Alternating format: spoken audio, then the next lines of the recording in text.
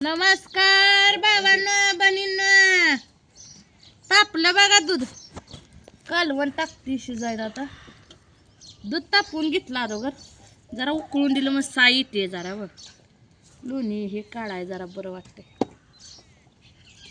म्हणून बघा ठेवले, तापून दिले चुलीवर. दूध लय एक नंबर तापतंय बघ. त्याला अजून गवऱ्या पाहिजे त्या. मस्त वाटतंय आपल्याला. गॅस पाहिजे पण गॅसवरचं जरा हेच आहे, आपलं सुख लागतंय म्हणून, दुसरं काय नाही बघा. या चुलीवरल्या बघा आणा नेहून ठेवा. तापलं बघा चांगलं. ताट झाकून ठेवते. उन्हाळ्याची दूध तर कुठं चांगली नीट राहते ती, पाण्यात ठेवावं लागते ते. गेवढे शेंगाचं कालवण करायला लागली बघा. आता गेवढे शेंगाचं आता कालवण करून घ्यायची. जाळ तर लगेच दुखतंय. जाळ बाहेर वाढला म्हणलं की दुखाय चालू होतं.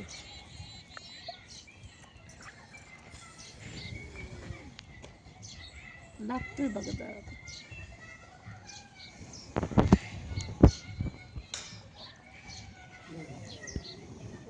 लागला बघा कसा जाळ लागलाय. पोलतय तर लय ग बाया, अफाट पोलतय. एवढीशी गेवढी शेंगा चुकून गेली म्हणलं आता करावं हेच कालवून. दुसरं आता नाही कशाच कालवून करत, घ्यावं एवढंच करून. दूध हाय, दुधासंग पोरासंग द्यायचं कालं करून, नवऱ्याला खावं म्हणायचं, आपण खायचं कालवून.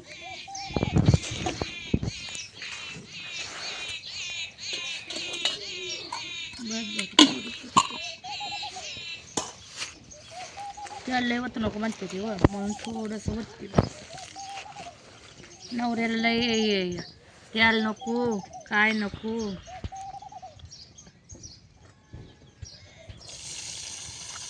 लसूण ही सोलला नाही आता, तसंच टाकते.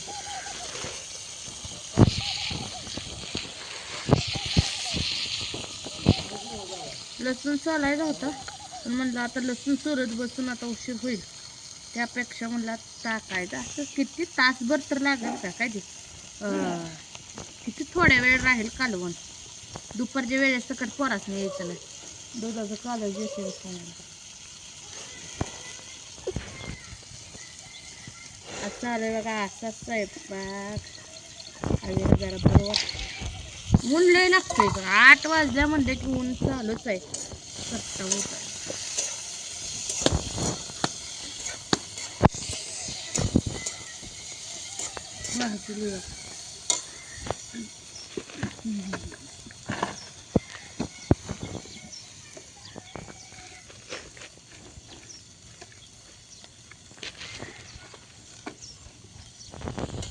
मीठ टाकते व्हायचं म्हणजे जरा बरं लागत. मिठात थोडी भाजते, रबरबत करते. सुक करायचं म्हणतं नवरा खात नाही. एक ताप आहे का सांगा, ह्यात तेल बी राहील नाही. एका पळीचं काय व, एका पळीने तेल वाचत नाही. थोडं थोडं तेल वापरते. बिना तेलाचं खायला घालते नवऱ्याला.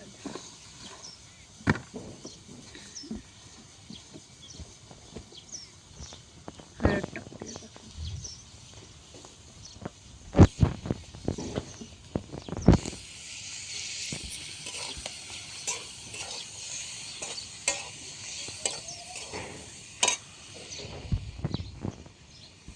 तुमचं झाला का स्वयंपाक सांगा.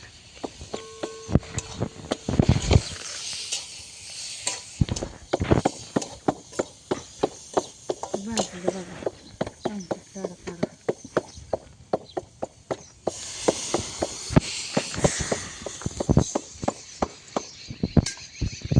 चटणीला ठसका उठतोय मग चटणी आधी टाकली नाही माणसाला.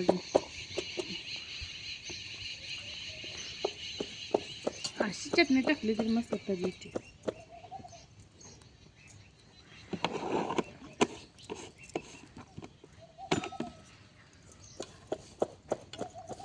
कसं लाल चिटक व्हायला लागलं कालवण.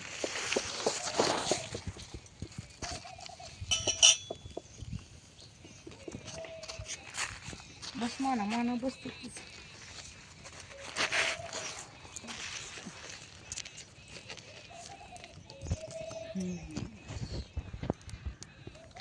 2-3 लाकडावरच लय जाळ तर लावला की सगळीकडे कडने काळे भंगार होते.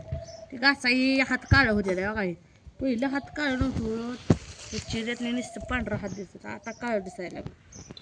धुणं धुतल्यावर जात आहे बाईस काळी भांडी घासली ते रात्रीचं बघवलं आणि अंडी शिजवलेलं जाळ घालू घालू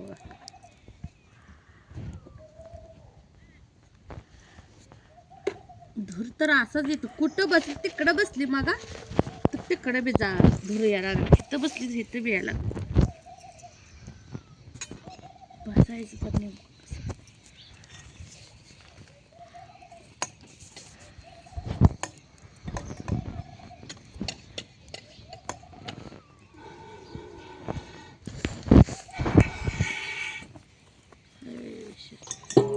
लागलं बघा चांगलं जाळ.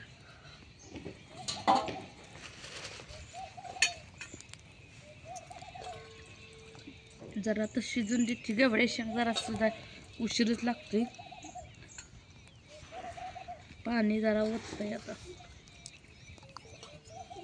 सगळं नवऱ्याला खा वाटत नाही भाकरी संग टोटर बसते ते पातळ केलं म्हणजे मग खात्यात.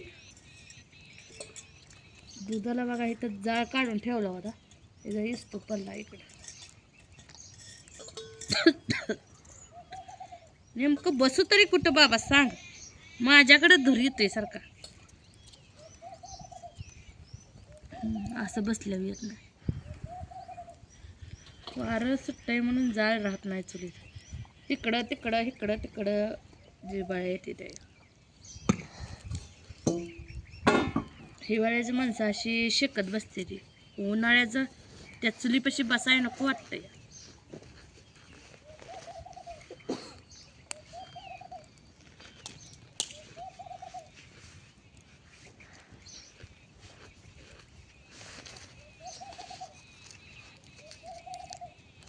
उकळायला लागलं. त्याला कोथिंबीर कालवून शिजल्याशिवाय टाकत नाही. उतू येते बसा बसा मग त्यामुळे परतच टाकते.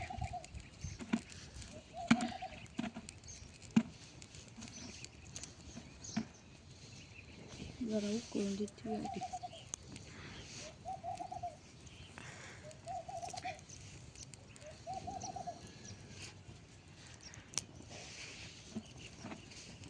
उन्हात कसं आहे वरण ऊन हाय खालना जाळ आहे लगेच शिजतंय कालवण. दूध तापतंय. दूध घेतलं बघा तापवून दूध झालं आता. दुधाला थोडंसं वाफ जाऊन देते अजून नाही लगेच बादच होत आहे मग.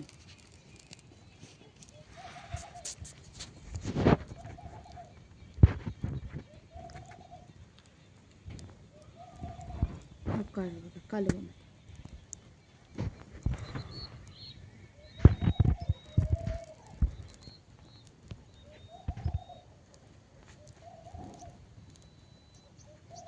कसं लाल चुटूक झालं त्यालात न चटणी टाकून सकड वा कालवण लाल झालं लगेच तरी येते तरी त्याला वतलं नाही ह्याला.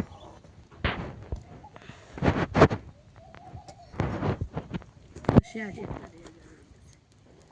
जरी आराव शिजून तर दिलं तर असं नसते तरी वाढ छान येते.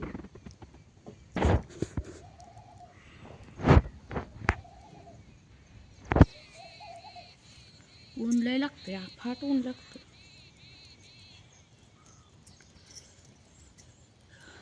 हे कानन हिन असं बाहेर होत्या या उन्हानं.